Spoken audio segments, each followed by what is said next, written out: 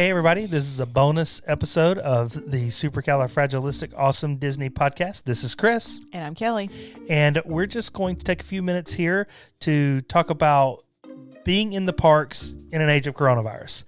And some of this stuff is going to be a repeat of a previous podcast where we talked theoretically about what was to be expected, but we've now been there. And so we're going to talk about what it was like to actually be experiencing it. Right. So I'm going to jump right in with transportation. We took 3 modes of transportation while we were in the parks: buses, monorails, and Skyliner.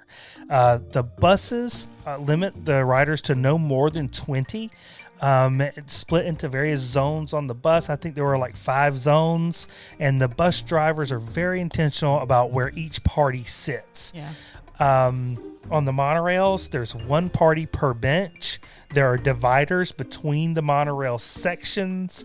And then they're very intentional still about who they're allowing on in cars and on benches and that sort of thing. Telling you which compartment to go to. Which compartment you can go to, right? Depending on how many people are in your party, etc. Right. And we also took the Skyliner, which is the best way to travel in all of Disney. Yes, it is. There's only 1 party per car. So if you're there by yourself, you get the whole car to yourself. And they're regularly cleaning them down, sanitizing them. And it's just a really nice way to travel. It is, yeah. No, I will say I don't normally take the buses, and I was blown away by this experience on the transportation. It was very... Yeah, the buses were really pleasant. It was more pleasant than it ever has been, yes. So I'll talk a little bit about entrances. So first of all, there are temperature checks. It's super quick and easy. You have to lift up your hat, they scan your forehead, and you move right along. There are no finger scans, so you scan your Magic Band to get in, but you don't have to do the thumb scan. Also, one thing that we found interesting is the security check at every park is different. So one park would say you have to take out your phones or your cameras, and the other park would say leave everything in your bags. That was a little bit weird and obviously clunky, but we made it through security again faster than we ever have before. So I thought the entrances was a smooth operation. Yep, and they have places for you to step aside. If your temperature reads high, you can step aside, and they give you a few minutes to cool down just in case. Right. Yep. So I'm going to talk about cast members for a second. They are exactly what you would expect from our experience. Yeah. They were exactly what you expect from a Disney cast. Exceedingly polite, incredibly helpful and knowledgeable. If they didn't know something, they went to make sure you got the answer. And even when they're trying to correct guest behavior, they were going out of their way to be as polite as possible. Sometimes guests didn't want to comply, and so they had to up the ante a little bit. Right. But they did correct the guest behavior when they had to. Masks were mandatory. That's right. They did not shy away from correcting guest behavior. Yeah. But overall, I would say that the cast members went out of their way to try to make the experience as Disney as you would expect. Absolutely. And several of them thanked us for coming. Yes, they seemed legitimately concerned about whether or not the guests were having that magical experience that and you they expect. Seemed happy to be there too. They did. Cast members always say, "How are you doing today?" And I say, "I'm good. How are you?" And several of them replied with, "I'm living the dream." Yeah, I'm in the happiest place on earth. I'm living the dream. Yes, that was consistent. I loved hearing that from them. Yep. And so I'll cover the environment. There were so many hand sanitizers, and I've got to say, I hope that doesn't go away after COVID. I thought that was brilliant. They were going into every ride, getting off of every ride, going into every store, exiting every store, and along the way, hand sanitizers all over the place. We didn't even have to touch the ones that we brought. And we brought plenty. We brought plenty, but we never even touched them. There were signage on trash cans throughout the park, reminding guests of the proper safety precautions. Interestingly, the flaps on the trash cans were pinned up, so you don't have to touch the trash can to throw something away, which was great. The signs were everywhere. They were in every land, in every park, in everything that you could think, and they blended in with the scenery. Yeah. They didn't really ruin the experience. They matched the land they were in. There were specific entrances and exits. You couldn't just burst into the store in any door you wanted to go to. They were managing which way you come in, which way you go out. There were cast members at every entrance and exit managing that, and also counting the number of people that were in. We did have to wait to get into World of Disney. in Disney Springs. The rides were cleaned regularly. We had 3 rides that while we were in the queue told us the wait would be a little bit longer because they needed to do their regular cleaning. I loved hearing that. The switchback lines did have the plexiglass dividers. Again, I thought it was fantastic. If you're claustrophobic, then that could be a little iffy, but I loved it. I don't want to be that close to people, so I appreciated it. Some of the shops and restaurants are closed. Yep. Probably about half. Yep.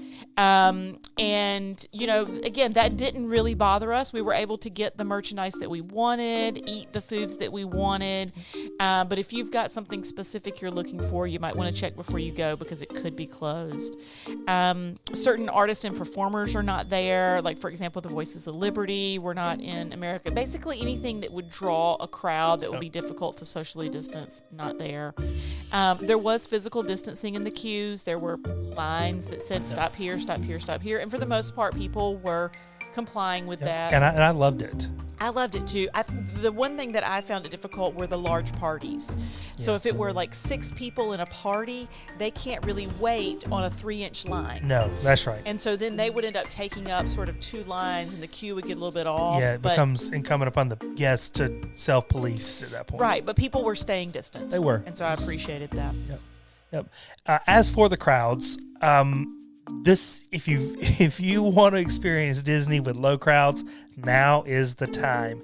I could not believe some of the pictures that we were able to get, some of the little videos that we were able to get of like the castle or Spaceship Earth or the Tree of Life with nobody in the way.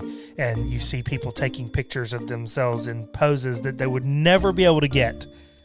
In a normal time, and so if you want to go when the park is only at 25% capacity, now you may never get another opportunity like that. Yes, we felt very safe. We did. We felt extremely safe. But as an example, if you're familiar with having to get around Animal Kingdom and ride rides like Flight of Passage, Kilimanjaro Safaris, and Everest, we rode Flight of Passage, Navi River Journey, Expedition Everest, Kilimanjaro Safaris in a grand total of 90 minutes combined, and that included a stop for Lumpia at Pangu Pangu along the way. And a margarita. So right. 90 minutes, we basically walked on every single ride there. Yes, we did. And so that just as an example of what there are definitely rides that are going to take a minute or two. Right. Seven Dwarfs Mine Train still, but that was still about a 40-minute wait. Right. None of them were bad. Nothing like what you were. Peter Pan was 20-minute wait. Okay, that should tell you. Insane. Should tell you everything you need to know. Right, but overall we had a fantastic experience. Again, obviously it's not for everyone. It's what you're comfortable with, but this was just our personal experience in the parks. We felt very safe. The cast members were great, and the crowds were a huge draw for us. Yep. We had a lot of freedom to do what we wanted to do in the parks. Yep. Then lastly, the character cavalcades. This is their answer to scratching that. You want to see the characters itch. You can see all the princesses, all the characters, Mickey Mouse and his gang. You get to see them up close and personal in these quick little mini parades that they call cavalcades. And we saw Mickey and Minnie, I think, in every park. At every park, we saw Mickey and Minnie up close and personal. I love the ones they're doing at Animal Kingdom where they're riding on the boats through the park. Yeah. It's great. So and Joy was playing in the grass. Yeah, Joy is outside of Figments. And Winnie the Pooh apparently does that also. He just plays in the grass at Epcot. At Epcot, yeah. No, it was. We saw the characters. It was fun, and it really does make you feel the magic of Disney. Yeah. I think that they're doing a wonderful job. Everybody has their opinions, but we felt safe. We felt the magic, and we had a wonderful time. Yeah, and so we just wanted to sort of let you know what to expect as you head out in the parks. So if you go, tag us. Let us know what you think. Thanks, everybody.